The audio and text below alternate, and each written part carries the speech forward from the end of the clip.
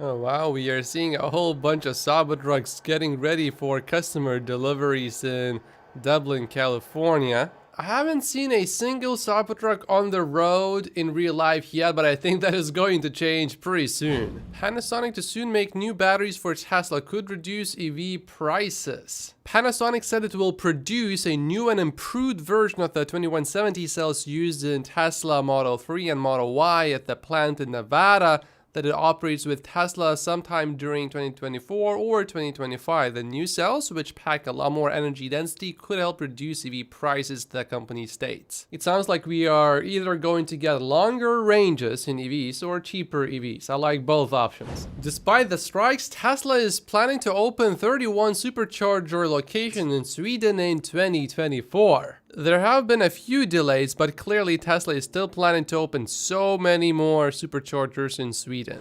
Jeff points out a few benefits of spending billions of dollars on ads per year. One is how the media treats you. For example, there's this headline, I believe this is CNBC. It says 10 years in, GM CEO Mary Barra has built her legacy on change and crisis. 2024 will bring new tests. The automaker is facing challenges with EV demand and its Cruise autonomous driving unit, but those headwinds may play to Barra's strengths. I don't quite think I ever really see things like that said about Elon Musk. GM spent $2.22 billion in the previous year on advertising. It looks like lithium prices have stabilized, but they are still dropping, but slowly now. We are back to 2018 levels though now. It takes some time for the prices of raw materials to trickle down into actual batteries because it takes a bit of time to how all of these raw materials put into the batteries and then put the batteries into the vehicles and then actually deliver the vehicles to customers. But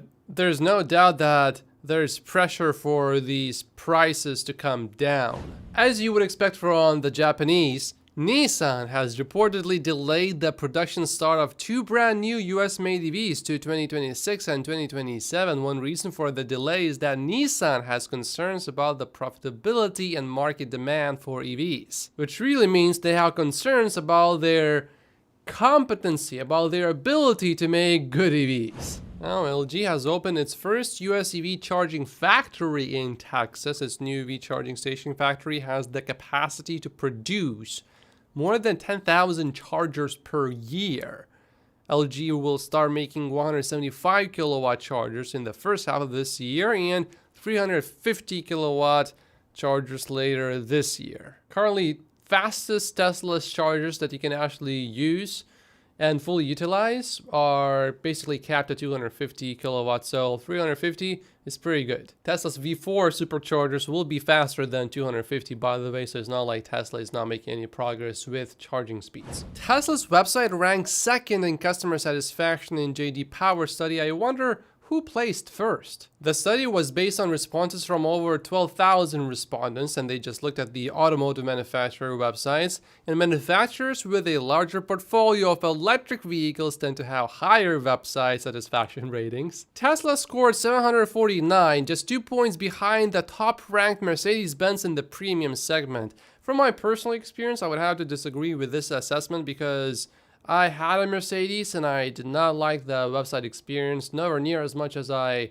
liked Tesla's experience. Here is the rest of the list. Yeah, these are all premium brands only. I don't think it's a particularly important metric for Tesla because it's a bit subjective. You're doing a survey instead of looking at the actual conversion rates. Years ago, I ran websites with newsletters and eventually over 1 million email addresses have been collected from these websites. And one thing that I always noticed when I would do split tests, for example, I would test a really pretty nice looking website and a rather ugly website, and oftentimes the ugly one would have higher conversion rates, meaning more people would submit their email addresses to sign up for the newsletter. And later on, I learned it's not necessarily so much about making the website ugly. It's more about making the website very simple. You never want to make your website look really busy if you are trying to get someone to take a certain action. For example, you want the person to buy the vehicle here.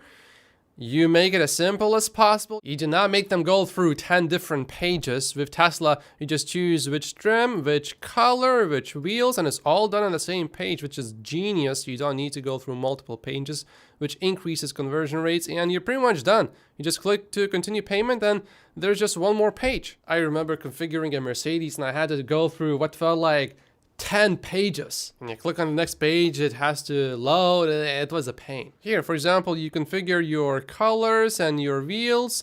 Then you can't just scroll down. You have to click on, okay, next, interior. Then the page reloads, and this time it reloaded really fast because I already went to the next page, but usually it reloads like this. And that's a pain.